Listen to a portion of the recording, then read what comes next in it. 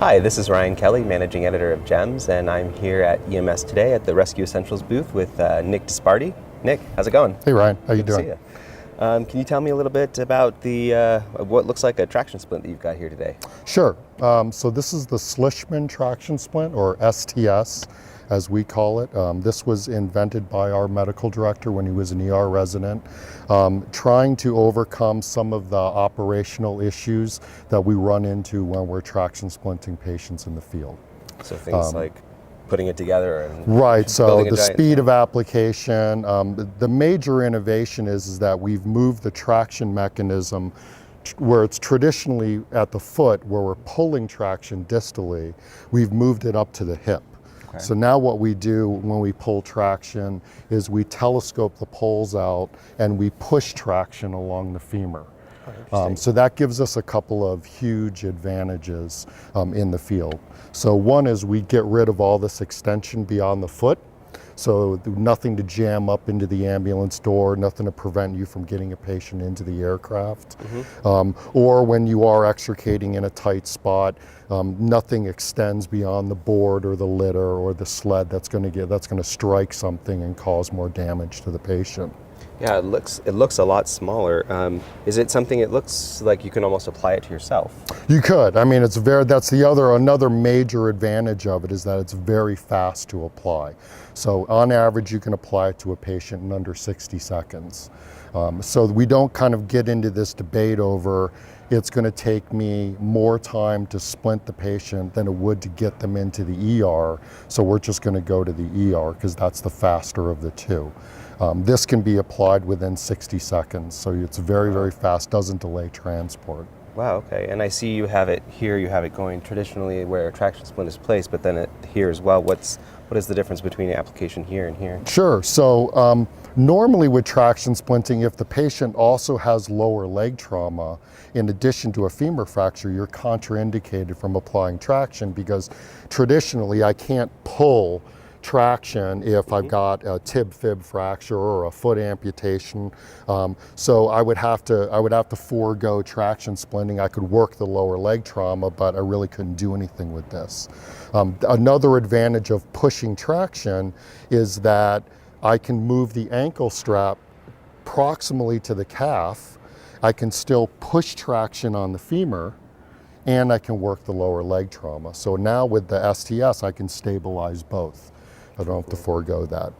And you said it can be applied in 60 seconds. Can we maybe see that in action? Yeah, we can do that for sure. All right, let's take a look. All right. Okay, so when we take the splint out of the case, it comes out as one unit. There's no poles to assemble, nothing to remember how to put together. All we do is take the ankle strap off the splint, and this ankle strap's large enough to fit anything from a peds patient to a ski boot in size. So the ankle strap's going to go on the patient with the cup lateral and facing up towards the patient's head. Then we're going to take the splint and attach our hip strap with the female buccal anterior,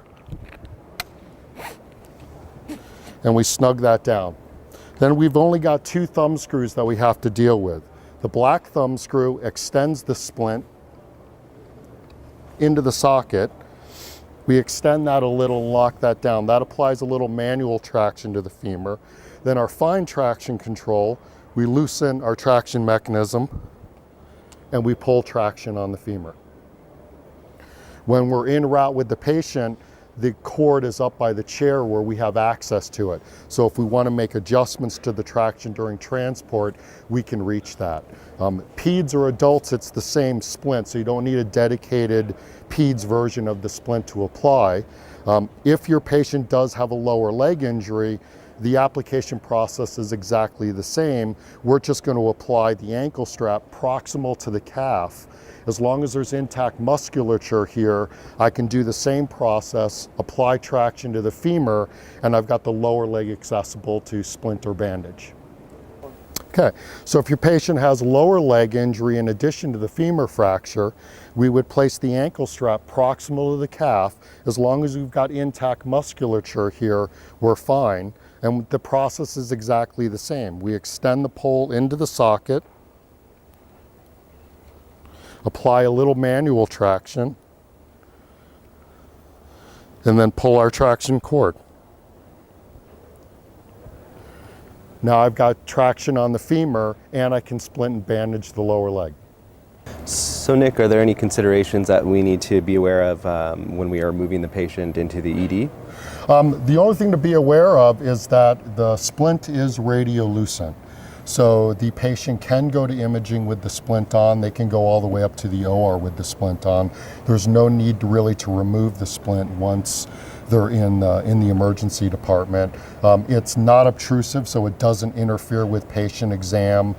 We don't have too much into the patient's groin that's going to obstruct catheterization. So it can really stay on the patient all the way to the OR. Great. Well, thanks so much for telling us about the splint today. Yeah, thanks, Ryan. Thanks, I appreciate it. This has been Ryan Kelly with the Journal of Emergency Medical Services, and I'm here at the Rescue Essentials booth at EMS Today.